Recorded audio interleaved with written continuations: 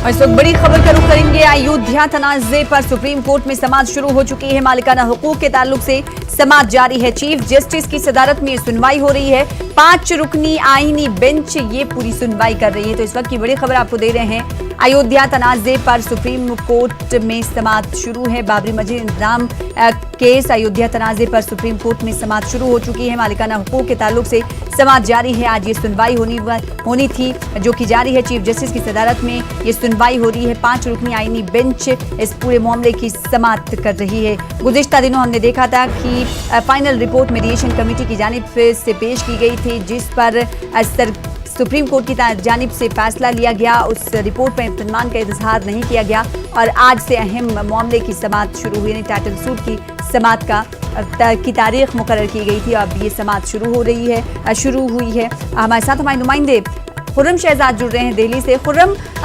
अयोध्या तनाज़े पर मालिकाना हुकूक के ताल्लुक से समाअत शुरू हो चुकी है। क्या कुछ अहम बातें अभी तक बाहर आ पाई हैं? देखिए, आपको बता दें कि आज जो समाअत शुरू होनी थी, जो बात होनी थी, वो रामलला और निर्मोही अखाड़ा को अपनी दलीलें रखनी थी। पहले दोनों को मौका दिया गया, तो निर्मोही अखाड़ा की तरफ से दलीलें रखी जा रही हैं और जो केस का स्टेटस है उस पर दलीलें पेश की जाएंगी। क्योंकि आपको बताना चाहूंगा कि सबसे पहले निर्मोही अखाड़ा ही है जिसने अयोध्या का मामला उठाया था और दावा किया था, क्योंकि वहां पर जो चबूतरा था तो उस पर जो है दावा किया गया था। उसके बाद से फिर पूरी मस्जिद पर दावा किया गया जब मूर्ति रख दी गई और फिर ये राम मंदिर का पूरा तनाजा बनता चला गया। तो अभी जो सबसे पहले है वो निर्मोही अखाड़ा की तरफ से दलीलें रखी जा रही हैं कि किस तरह से वो जमीन पर उनका मालिकाना हक है। क्योंकि आपको बता दें कि रामलला की तरफ से 1989 में यानी विश्व हिंदू परिषद की तरफ से जब इस मामले में जो फरीक बना गया तो फिर उनका दावा था कि ये राम मंदिर की जगह है और उस पर उनका हक है। तो दोनों में इस बात को लेकर भले ही तजाद हो कि इसके मालिकाना हक किसका है, लेकिन पहले जो है वो अपनी दलीलें जो है वो निर्मोही अखाड़ा रख रहा है और ये शुरुआत हो चुकी है। तो उनके जो वकील हैं वो अपनी दलीलें रख रहे हैं और वो बताने की कोशिश कर रहे हैं कि किस तरह से ये जो है उनकी जगह है। और साथ ही साथ जो तमाम पक्षों के जो अधिकार हैं कि मानना चाहिए कि जो हर फरीक है उसका कितना हक है। क्योंकि हमने देखा था इलाहाबाद हाईकोर्ट का जब 2010 में फैसला आया था उसमें 3 हिस्सों में बांट दिया गया था इस पूरी जमीन को। 5000 के पेज के करीब का ये पूरा फैसला है। आप समझ सकते हैं कि इसमें बहुत सारे दस्तावेज का इस्तेमाल किया गया और बहुत सारे डॉक्यूमेंट हैं उनका तर्जुमे का इस्तेमाल हुआ। अभी सुप्रीम कोर्ट में अभी ये भी कहा जा रहा है कि ट्रांसलेशन का पूरा काम भी मुकम्मल नहीं किया जा सका है। बिल्कुल ये बात सही है कि ट्रांसलेशन का काम तो हुआ है, उत्तर प्रदेश हुकूमत की तरफ से कराया गया है, लेकिन सवाल उसका ये है क्या ट्रांसलेशन सही हुआ, क्या उसको सर्टिफाइड किया जाए। तो इसको लेकर के जो मुस्लिम फरीक है सुन्नी वक्फ बोर्ड है उसकी तरफ से एतराज दाखिल किया गया था पिछली समाअत में ही और ये कहा गया था कि जो ट्रांसलेशन है उस पर हमें एतराज है। लेकिन ये बात है क्योंकि केस की जो है डे टू डे हियरिंग को के लिए रोजाना की बुनियाद पर समाअत में ये हायल नहीं होता, क्योंकि जब ये मामला आएगा तब उसको देखा जाएगा, जो एतराज होगा और रखा जाएगा।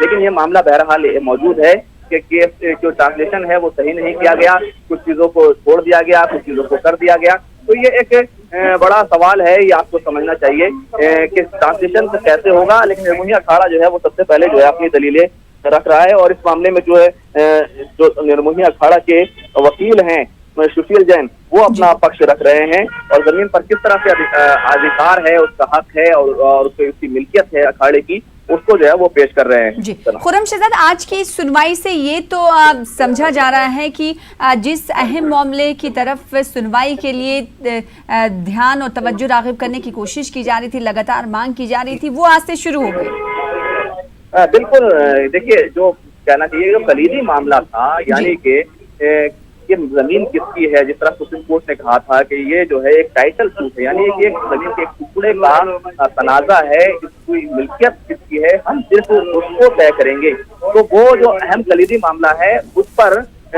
सुनवाई शुरू हो रही है। क्योंकि जब ये मामला इलाहाबाद हाईकोर्ट के फैसले के बाद सुप्रीम कोर्ट आया था तो वहां पर सुप्रीम कोर्ट ने कहा था, किसी भी फरीक ने ये नहीं कहा था कि उसका बंटवारा कर दिया जाए, मिल्कियत मांगी गई थी, एक पंचायती फैसला नहीं चाहिए था, तो उस पर स्टे लगा दिया गया।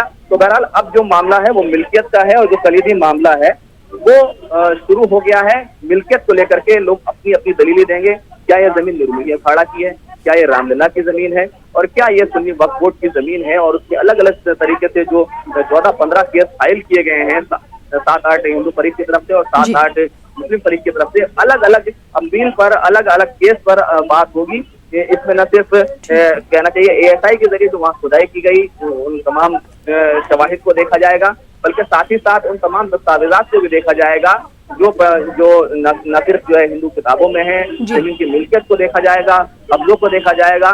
तो ये सारी चीजें देखी जाएंगी और उसके बाद सुप्रीम कोर्ट इस पर जो है आगे फैसला करेगा। लेकिन सबसे अहम बात यह है कि 5000 पेज का जो इलाहाबाद हाई कोर्ट का फैसला है उसको चैलेंज किया है, वो पूरा का पूरा पढ़ा जाएगा। तो आप अंदाजा लगा सकते हैं कि इसमें कितना वक्त जो है वो लगने वाला है। जी, बेहद शुक्रिया खुर्रम शहजाद, इस खबर पर आप नजर बनाए रखें, हम आपसे दोबारा भी राब्ता कायम करेंगे। फिलहाल बेहद शुक्रिया।